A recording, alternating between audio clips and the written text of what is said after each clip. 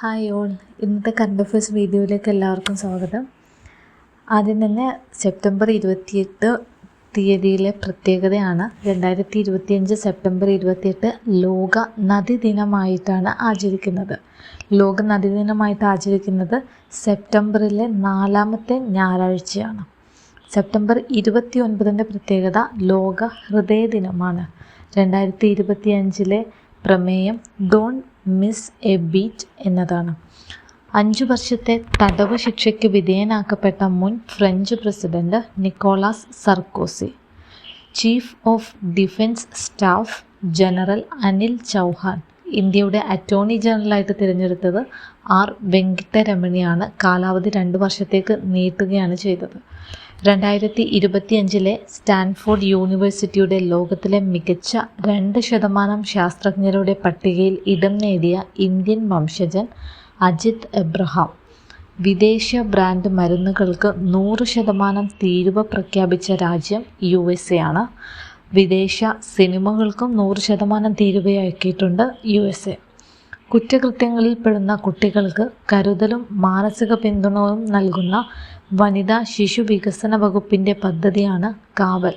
ഈ പദ്ധതിയിൽ 21 വയസ്സുവരെയുള്ളവരെയാണ് ഉൾപ്പെടുത്തിയിരിക്കുന്നത്. വനം വകുപ്പിൽ നടക്കുന്ന അഴിമതിയും ക്രമക്കേടുകളും കണ്ടെത്താൻ വനം റേഞ്ച് ഓഫീസുകളിൽ വിജിലൻസ് നടത്തിയ മിന്നൽ പരിശോധനയാണ് ഓപ്പറേഷൻ വനരക്ഷ. 64ാമത് കേരള സ്കൂൾ കലോത്സവ വേദി Thrissur.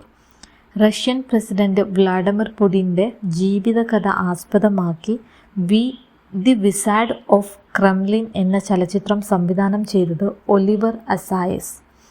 The Chola Tigers Avengers of Somnath എന്ന നോവലിൻ്റെ രചയിതാവ് അമിഷ് ത്രിപാഠി.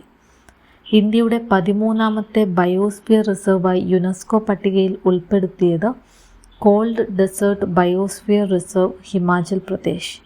പ്രഥമ വുമൺ പ്രീമിയർ ലീഗ് ചെയർമാനായി തിരഞ്ഞെടുക്കപ്പെട്ടത് ജയേഷ് ജോർജ്. 2025 ഏഷ്യ കപ്പ് കിരീടം നേടിയത് ഇന്ത്യയാണ്. 9ാം തവണയാണ് ഇന്ത്യ നേടുന്നത്. Man of the match Tilak വർമ്മയാണ്. Player of tournament Abhishek Sharma. ഏറ്റവും കൂടുതൽ വിക്കറ്റ് നേടിയത് കുൽദീപ് യാദവും ഏറ്റവും കൂടുതൽ റൺസ് നേടിയത് അഭിഷേക് ശർമ്മയുമാണ്. കേരള സംസ്ഥാന മലിനീകരണ നിയന്ത്രണ ബോർഡ് സംഘടിപ്പിക്കുന്ന 2025 അന്താരാഷ്ട്ര പരിസ്ഥിതി കോൺക്ലേവ് വേദി അങ്കമാലി. ബാലചന്ദ്രൻ വടക്കേടത്ത് സ്മാരക പുരസ്കാരത്തിന് അർഹനായത് MN കാരശ്ശേരി. അടുത്തിടെ കൃത്രിമ മഴ പരീക്ഷണങ്ങൾക്കായി ഡൽഹി സർക്കാരുമായി ധാരണാപത്രത്തിൽ ഒപ്പുവെച്ചത് IIT കാൺപൂർ. റിസർവ് ബാങ്കിൻ്റെ പുതിയ ഡെപ്യൂട്ടി ഗവർണറായി നിയമിതനായത് ഗിരീഷ് ചന്ദ്ര മുർമു. കേരള അഡ്മിനിസ്ട്രേറ്റീവ് ട്രൈബ്യൂണലിൻ്റെ ആക്ടിംഗ് ചെയർപേഴ്സണായി നിയമിതയായത് ജസ്റ്റിസ് PV ആശ. UNEPയുടെ young champions of the earth 2025 പുരസ്കാരം നേടിയ ഇന്ത്യക്കാരി ജിനാലി പ്രണബ് മോദി. ഇറ്റാലിയൻ പ്രധാനമന്ത്രി ജോർജിയ മെലോനിയുടെ ആത്മകഥയാണ് I am Giorgia, my roots my principle.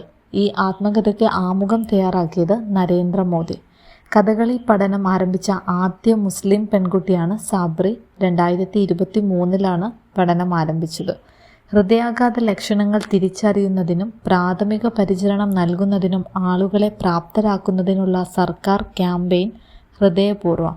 2025 സെപ്റ്റംബറിൽ ബൊട്ടാണിക്കൽ സർവേ ഓഫ് ഇന്ത്യയുടെ പുതിയ ഡയറക്ടറായി നിയമിതനായത് കനത് ദാസ്. അന്താരാഷ്ട്ര പേയ്മെൻറ്റുകൾക്കായി UPI സ്വീകരിക്കുന്ന 8ാമത്തെ രാജ്യമാണ് ഖത്തർ.